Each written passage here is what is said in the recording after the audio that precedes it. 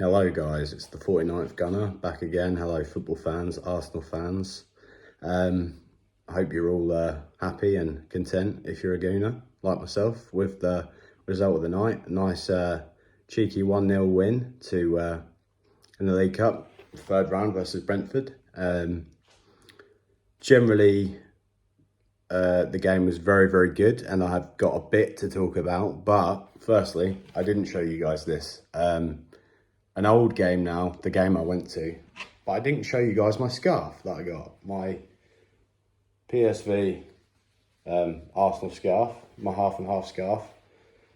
Certain scarves I'd never get, you know, obviously your Liverpools, your Man United, your Tottenham, your Chelseas, but yeah, I got myself a PSV Arsenal scarf. So that's very, very cool. Very, very happy about that. So I've got the old school, the Gilberto. Got that on today. Like I say, so very happy today. It was nice. The game, I was expecting Brentford, especially early on. I was expecting them to really come firing off the blocks, but they played a very strong squad and they seemed to be having a party, you know, playing a lot of songs before the game, and there was a big, you know, sort of buzz around the stadium from what I heard the commentators say. And we picked up a really early lead through Reece. Fantastic.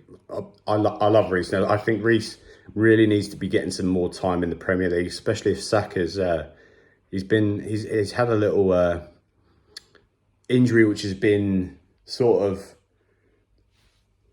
you know, he's mentioned this injury, Saka, that he's had a few times, and he looked really, really hurt in the last game, and I think it's good that he got a rest. And I think Reece is fantastic. Reece played really well. Scoring a goal, 6th minute. It was a lovely layoff by Nketiah, and Nketiah saw maybe he just missed his chance to score, played it out to Reece, and Reece just passed it into the net, nice and composed. A simplistic goal, but that was sort of the first 6 minutes of the game. And early on in the game, and on the radio, you know, when the radio was playing, we sounded like we were going to have a really, really easy game. But the first half, after the first half had finished, the first half, Brentford weren't themselves. They didn't seem to be really playing very well at all. You could hear on the radio, I could hear the Arsenal fans singing, but I couldn't really hear anything much from the Brentford fans. Like the home fans were really, really quiet. And you can really get a sense of the atmosphere, you know, whether you're watching it on the telly or listening to it on the radio. And the Brentford fans didn't really seem, you know, too pumped up in the first half. And I thought to myself, maybe, you know, in the first half, we already could seem like we've got it in the bag. But when the second half came along, I believe they had 17 shots in total, but 14 of the shots they had came in the second half. They really, really picked up the tempo. There were some fantastic moments. Kiwior, apparently, after Ramsdale had been beaten, Kiwior had jumped, sort of hit the ball with his back pretty much off the line and, you know, stopped the ball going. And fantastic work by Kiwior. Ramsdale made some fantastic saves. It's nice to hear Ramsdale, you know, doing his best back in goal. Made some great saves. There were some great saves that, like I say, obviously I don't have a visual idea of, I can't really describe, you know, exactly what happened with the saves, but like I say, he was very highly regarded by the commentators on the radio. Gabriel as well. Gabriel didn't set a foot wrong. Gabriel covered really well. He dropped back fantastically. So we've made it through. We've made it through to the next round. The next round's away against that blooming West Ham team. Hopefully we'll see Declan play. It'll be interesting to see how Declan gets on against his old club.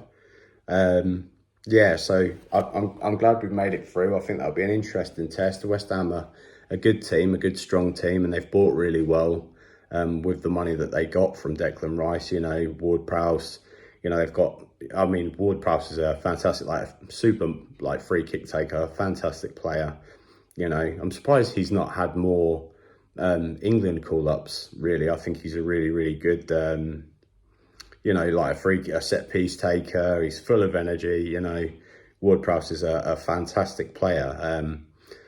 Yeah, so we had the thing about the League Cup. I mean, I know the League Cup isn't everybody's bread and butter. I like being in the League Cup. The FA Cup is big for me. The Premier League is obviously big for me, and the Champions League is, you know, something that I'd love to see Arsenal win desperately one day. You know, I still have nightmares about the final that we lost to Barcelona. But like I say, the League Cup is, it'd be nice to get, you know, a bit of silverware. It's nice. An advantage for me, really, as a member, is the tickets are cheaper. It's a nice cheap day out with a nice cheap night out, should I say, with my boy. And this game is away at West Ham. I won't be taking him to the away games. I'm not really confident enough in myself to take him to the away games yet. But when he's a bit bigger, you know, he can be my little security guard and look after me, look after his old man when he's older. But for now, you know, I'll just be taking him to the home games. Yeah, we had a young substitutes bench.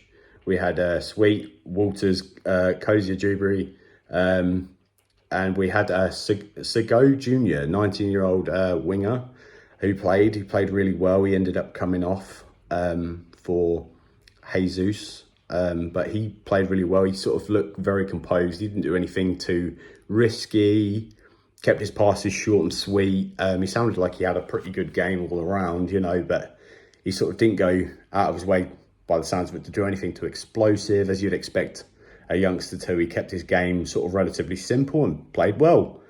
You know, at the age of 19, I mean, I know it's at the age of 19, I certainly wasn't doing anything that exciting, so good luck to the boy. You know, that's the thing I like about the League Cup, is it brings out a lot of the young players. You know, you see players like we had El was back. Smith Rowe got himself a good amount of time on the pitch as well. I love Smith Rowe as well. So, but it was good to see Smith Rowe and El Neni playing. Kiwior played really well. Tomiyasu as well got a good amount of time on the pitch. Obviously, we brought Odegaard on, Jesus on, sort of late at the end of the game. You know, Ben White switched over to the right. Zinchenko came on, and we sort of tightened up. You know, and Odegaard coming on made us more confident in the middle at the end when we were sort of holding on. But I think Brentford were really unlucky. To be fair, they have Wissa. I heard Wissa had a handful of chances, along with a few of their other players, but he was the primary name. I heard that he should have bagged himself a goal or two. We were very fortunate that Brentford, you know, didn't really make the most of their, you know, full-on, all-out attacking, you know, self in the second half. We were lucky to win that, but I think that it's great to see that we've had some players rested. Certainly, we really need to strengthen in January now. We've very much, you know, sort of established that. I mean, I've established that before in videos, but it's good to see that the youngsters might be able to come on. Some of these youngsters, and I mean, like I say, it'd be nice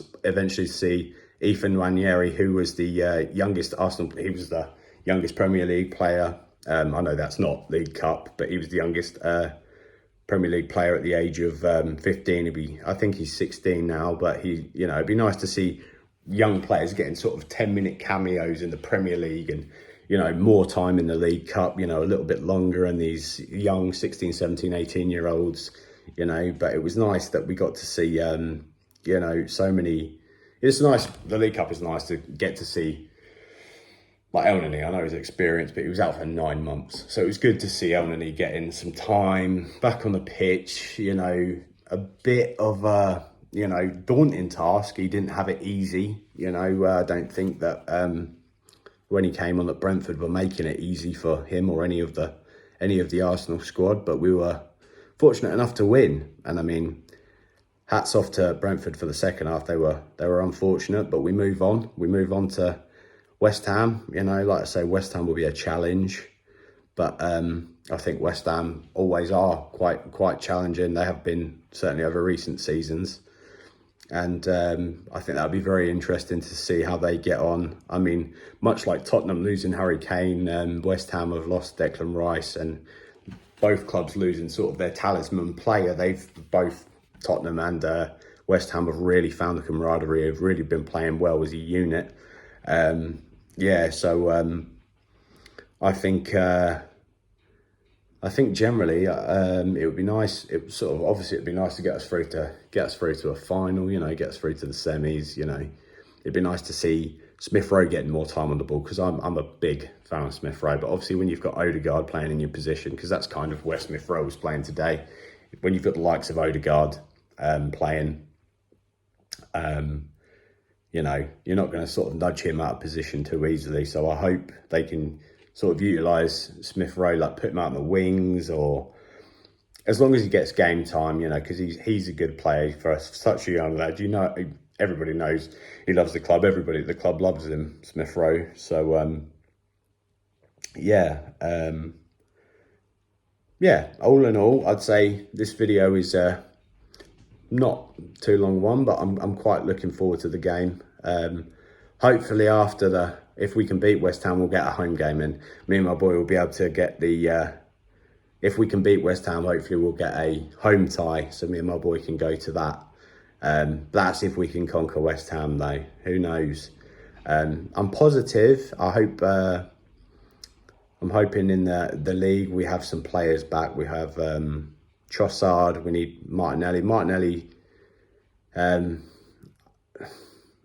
We don't want to rush him, but we're starting to look a bit thin on the front, you know. Yeah, so it was good that they got a rest in, but hopefully we'll at least have Trossard back, or, you know, be able to have, you know, some good experience, like I say, like Trossard or Martinelli up top for our next game. But yeah, like I say, a win's a win. So we move on to the next round. I'm happy, I'm positive.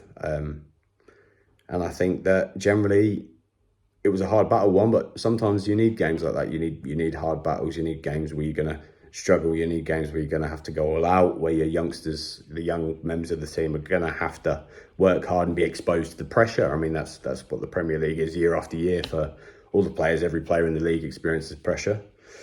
Yeah, so like I say, hopefully we'll really make something of the League Cup, you know, and it'd be nice to, the League Cup isn't, like I say, the League Cup isn't the FA Cup for me, but the League Cup is, you know, going to get them other names in. The names aren't getting as much time, you know, and it'd be nice to see some of the players who aren't getting as much time in the Premier League playing. So, yeah, all in all, I think they'll learn from that, from the pressure of the second half, and I think that can only make them more experienced players, you know, more and better players in the mindset in the long run. So, yeah, fantastic, good game. Anyway, yeah, it was a quick rant about the Brentford game. If you guys can, I'm at 48 subscribers, so I'm kind of looking forward to know who's going to be the 49. 49's a lucky number for myself and all the Arsenal fans.